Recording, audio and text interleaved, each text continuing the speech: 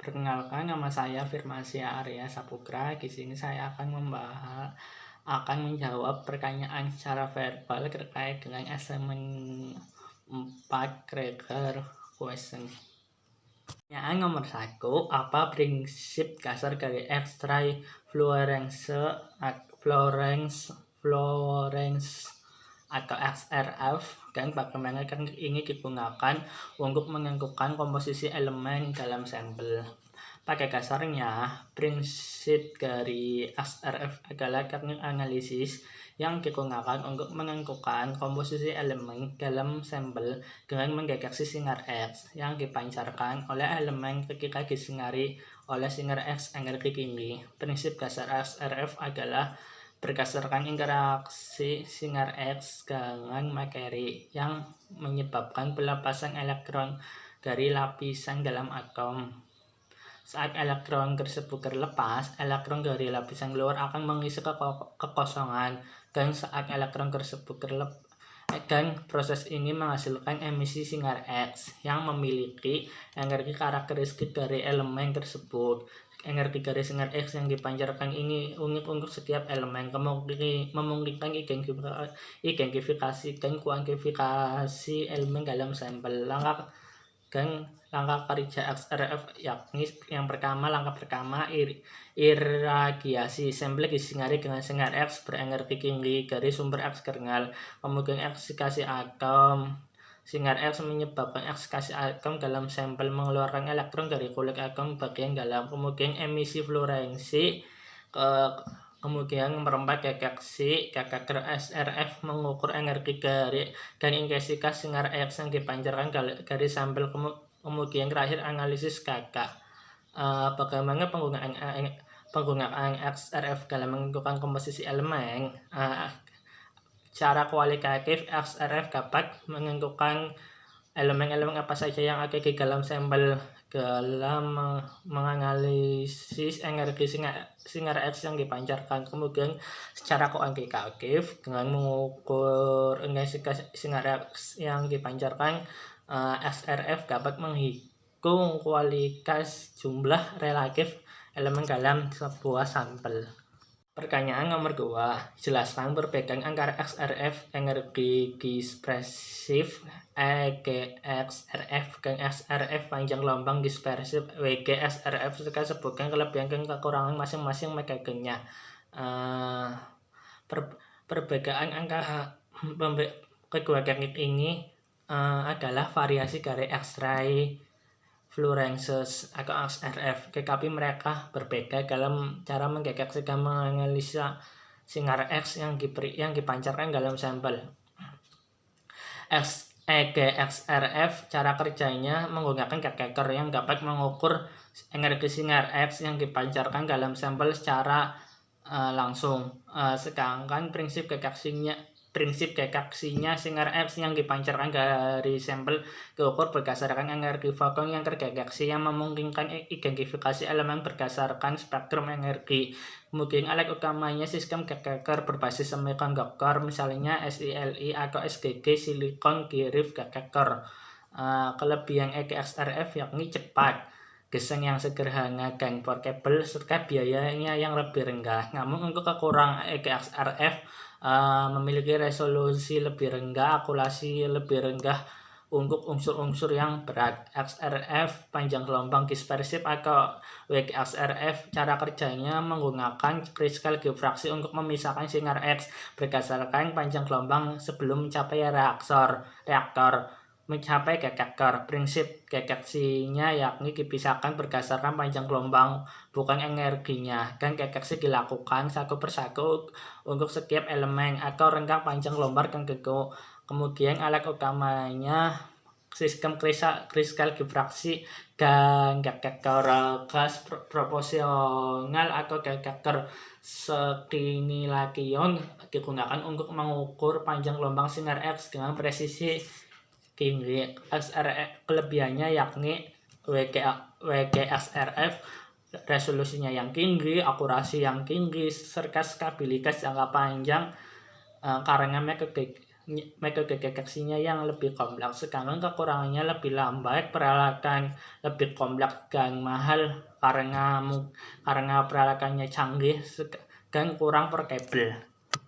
Nomor 3, mengapa persiapan sampel yang tepat penting dalam analisis SRF dan apa saja metode umum dalam persiapan sampel. Pentingnya persiapan sampel yang tepat sangat penting dalam analisis SRF karena hasil yang diperoleh sangat dipengaruhi oleh homogenitas, bentuk fisik, dan kondisi permukaan sampel. Analisis SRF mendeteksi sinar X yang dipancarkan dari elemen-elemen dalam sampel.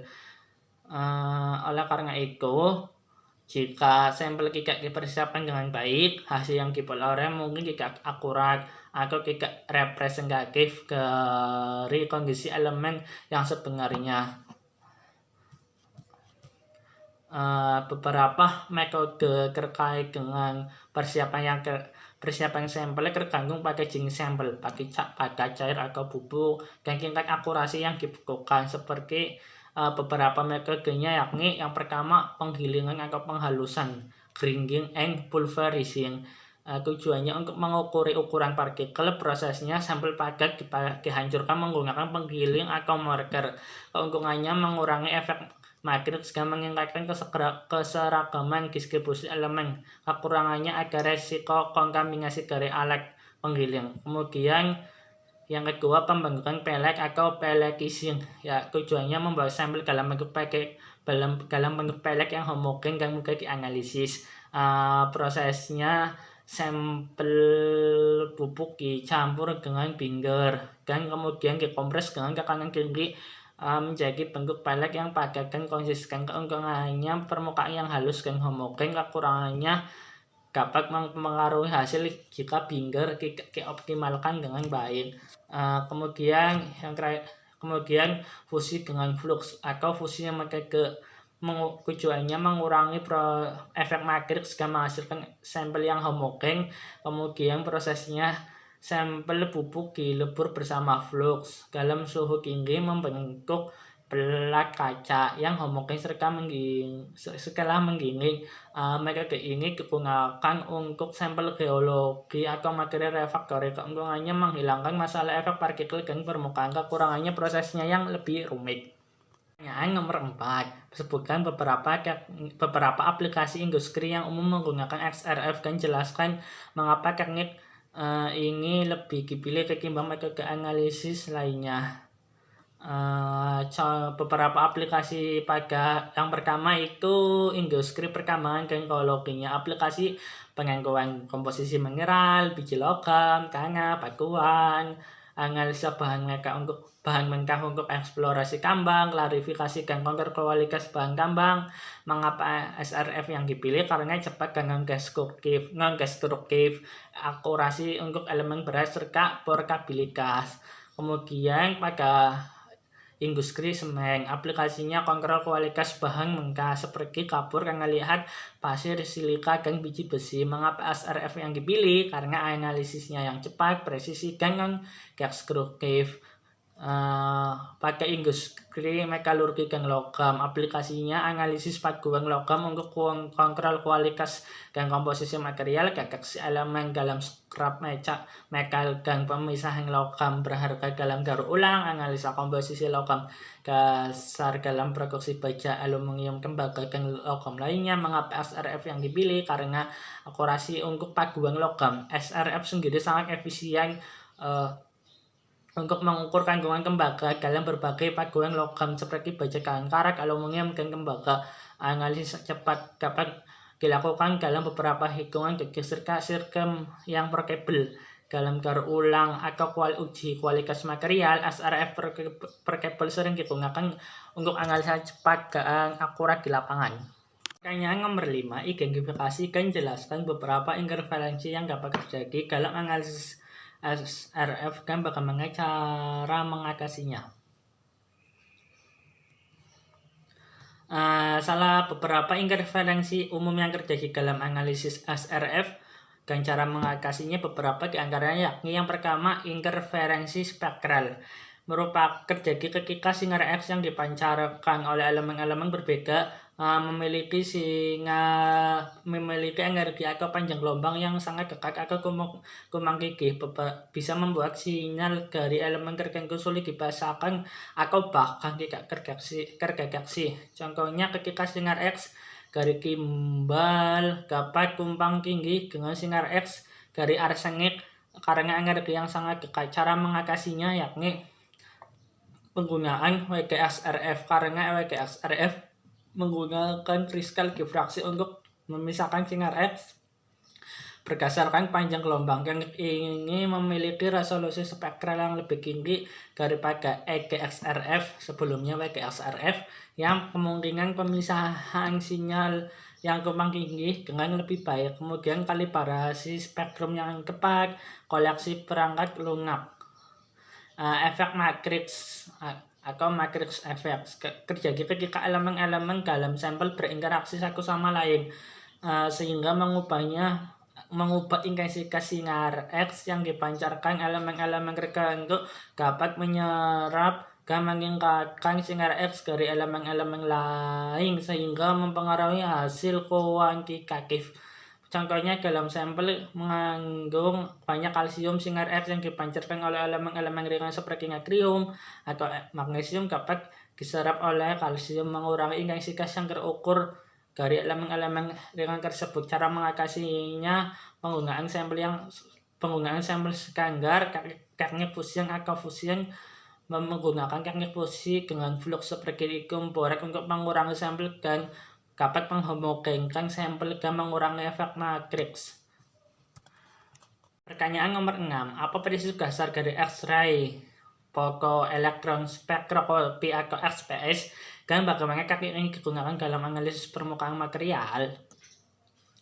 XPS adalah teknik analisa permukaan yang digunakan untuk mempelajari komposisi kimia dan komposisi elektron pada lapisan permukaan suatu material. Prinsip dasar XPS didasarkan pada efek fotolistrik, di mana sinar X digunakan untuk memancarkan elektron dari permukaan material.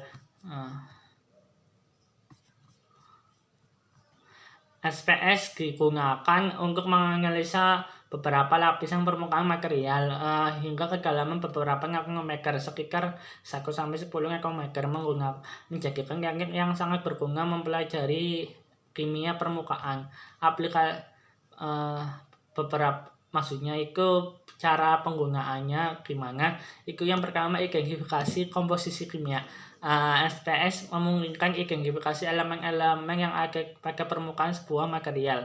Kemudian analisa keadaan kimia. XPS tidak hanya mengidentifikasi elemen, tetapi juga memberikan informasi terkait keadaan kimia atom. Misalnya puncak dari oksigen yang pada permukaan material dapat menunjukkan apakah oksigen tersebut hadir sebagai O2 atau O-amine atau dalam bentuk senyawa seperti oksida. Kemudian analisa kuantitatif. XPS dapat digunakan untuk menentukan kuantitas relatif dari elemen-elemen di permukaan. Kemudian analisis lapisan tipis dan kontaminasi permukaan. XPS dapat digunakan untuk mempelajari lapisan tipis, film oksida, atau kontaminasi pada permukaan sebuah material. Jelaskan batasan-batasan dari pengukuran elemen dengan menggunakan XPS. Meskipun XPS adalah teknik yang sangat kuat dan akurat untuk permukaan material, teknik ini juga memiliki beberapa batasan sayangnya. Alasannya yang pertama, keadaan analisis yang terbatas. XPS hanya sensitif terhadap permukaan material dengan kedalaman analisis sekitar 1-10 nanometer, disebabkan karena fotoelektron yang dipancarkan dari lapisan lebih dalam cenderung kehilangan energi akibat hamburan sebelum mencapai detektor, sehingga hanya elektron dari lapisan permukaan yang bisa terdeteksi dengan baik. Kemudian tidak dapat mendeteksi unsur-unsur ringan dengan baik. XPS memiliki keterbatasan dalam mendeteksi elemen-elemen yang memiliki nomor rendah, terutama hidrogen atau helium. Ini terjadi karena energi pengikatan elektron pada elemen ringan dan sinar-sinar X yang dihasilkan dari unsur-unsur tersebut sulit untuk dideteksi oleh Kekeker Singer X, Kekeker XPX. Kemudian pengaruh muakan atau charging effect pada material isolator. Pada material yang bersifat isolator atau non-konduktif seperti polimer, keramik, kaca, efek pengisian muakan sering terjadi selama pengukuran XPS. Ketika sinar X memancarkan elektron dari permukaan material isolator, permukaan kehilangan muakan negatif menyebabkan akumulasi muakan positif. Ini dapat mengganggu distribusi energi elektron yang terdeteksi. Kemudian resolusi dan identifikasi yang unsur yang berdekatan. Beberapa elemen memiliki puncak energi pengikatan yang sangat dekat satu sama lain yang dapat menyebabkan kesulitan dalam membedakan puncak-puncak tersebut dengan jelas. Pertanyaan nomor 8, bagaimana XPS dapat digunakan untuk menentukan keadaan oksidasi suatu unsur dalam material dan mengapa informasi ini penting? Yang pertama, melalui energi pengikatan yang berbeda untuk setiap keadaan oksidasi. Setiap elemen memiliki energi pengikatan yang khas untuk elektron dari orbital dalam misalnya 1s, 2p yang dapat dideteksi melalui XPS. Ketika suatu atom berada dalam keadaan oksidasi yang berbeda, misalnya Fe2+ versus Fe3+, energi pengikatan elektron akan bergeser karena perubahan dalam distribusi elektron dan lingkungan kimia di sekitar atom. Perubahan keadaan oksidasi mempengaruhi gaya mengalir tinggi atom dan elektron di dalam orbital. Dalam keadaan oksidasi yang lebih tinggi, misalnya Fe3+ dengan Fe2+, elektron di luar kulit lebih sedikit sehingga elektron di orbital di dalam lebih tertarik ke dalam inti atom yang menyebabkan pengikatan energi ikatan. Kemudian yang kedua, perbedaan puncak spektrum XPS. Dalam spektrum XPS, keadaan oksidasi yang berbeda akan ditampilkan sebagai puncak atau peaks dengan energi pengikatan yang sedikit bergeser. Kemudian melalui analisis kimia permukaan dengan spektrum puncak yang terpisah.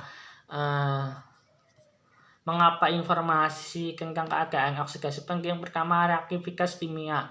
Keadaan oksidasi mempengaruhi reaktivitas kimia suatu unsur, kemudian stabilitas dan korosi. Dalam industri logam, keadaan korosi dapat mempengaruhi permukaan logam. Penting untuk memahami stabilitas korosi. Kemudian sifat elektronik dan optik dalam material elektronik dan semikonduktor. Keadaan oksidasi suatu unsur dapat mempengaruhi sifat elektroniknya, sebagai keadaan konduktivitas atau backgap.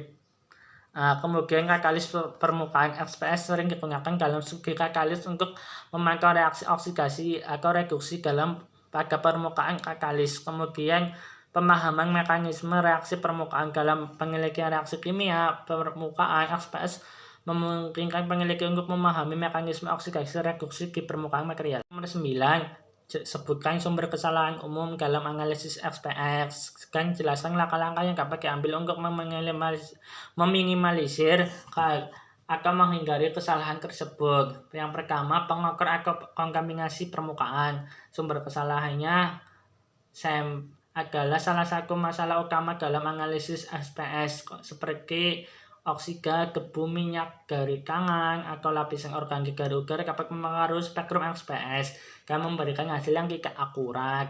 Langkah untuk menghindarinya yakni pemberian sampel, hindari kontaminasi dengan selalu menggunakan sarung tangan, pengkondisian vakum.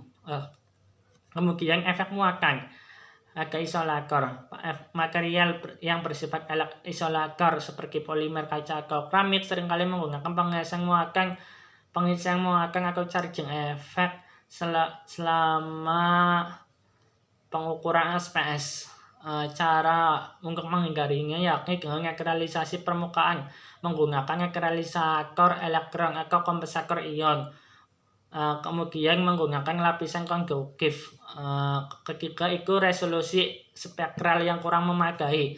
Sumber kesalahannya terjadi karena elemen-elemen yang berbeda atau keadaan oksidasi yang berbeda memiliki puncak energi pengikatan yang sangat dekat. Jika resolusi spektra tidak cukup tinggi, puncak-puncak tersebut dapat tumpang tinggi, membuat analisa kuantitatif dan mengidentifikasi menjadi langkah sulit. Langkah-langkah untuk menghindarinya yakni mengoptimalkan resolusi pada instrumen XPS untuk mendapatkan spektrum dengan resolusi yang tertinggi yang dapat memisahkan puncak-puncak yang berdekatan. Kemudian gunakan waktu akuisisi yang lebih lama. Pertanyaan nomor 10 atau terakhir, deskripsikan satu aplikasi praktis di mana XPS digunakan secara luas dalam penelitian material dan jelaskan mengapa teknik ini dipilih ketimbang metode analisis permukaan lainnya. Salah satu aplikasi XPS yang sangat luas digunakan dalam penelitian material khususnya dalam bidang metalurgi adalah analisis film oksida atau lapisan pasif pada permukaan logam seperti baja, tahan karat, stainless steel, dan paduan logam lainnya. Analisis aplikasi oksida pada baja tahan karat.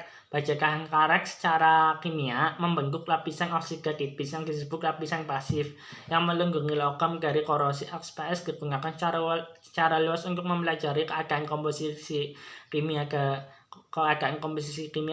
keadaan oksidasi dan unsur-unsurnya, serta kestabilan lapisannya. Mengapa XPS dipilih untuk aplikasi ini? Karena sensitif terhadap lapisan permukaan yang tipis. Kemudian identifikasi keadaan oksidasi. XPS dapat mengidentifikasi keadaan oksidasi yang membentuk lapisan oksida. Kemudian analisis kuantitatif. XPS memungkinkan analisis kuantitatif komposisi kimia dari lapisan permukaan. Kemudian karena deskriptif. Dan keunggulan lainnya seperti metode analisis lainnya, AAS kurang efektif dalam menentukan keadaan oksidasi. SIMS kurang ideal untuk identifikasi kimia. Oleh karena itu, XPS memang cocok untuk analisis lapisan oksida dan lapisan pasif pada permukaan logam seperti baja